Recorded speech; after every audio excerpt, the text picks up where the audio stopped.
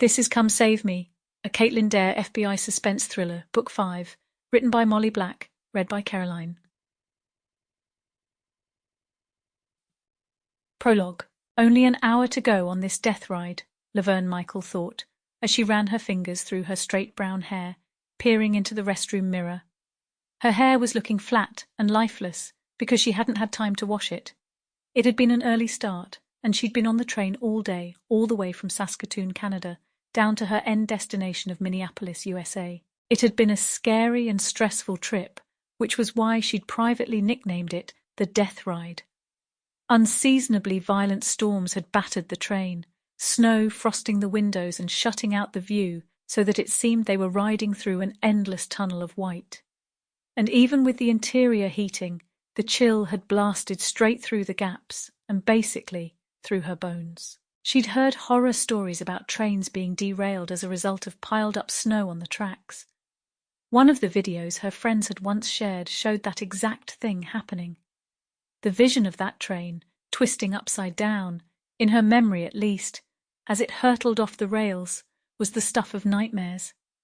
Every time the train rattled and swayed, her stomach had clenched. She might have been exaggerating the danger, of course. It was her imagination. She couldn't help it. Everyone always said she had an excellent imagination and should be a scriptwriter, but she personally had never found a goal in life and hadn't so far been able to use her imagination for anything productive.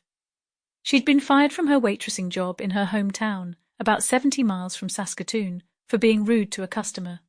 And she'd earned disappointing grades in the year of university she'd done before that. University wasn't for her, just as school hadn't been. She wasn't one for rules. That was probably why she was heading south now. It wasn't that she'd burned her bridges up north. Well, not exactly.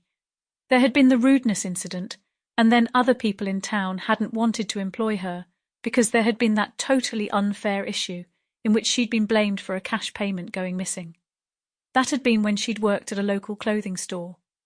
She knew she'd gotten a reputation after that, one which wasn't really her fault, although in that conservative place, getting that tattoo and nose piercing also hadn't helped, and she'd seen people in her community looking at her differently after that.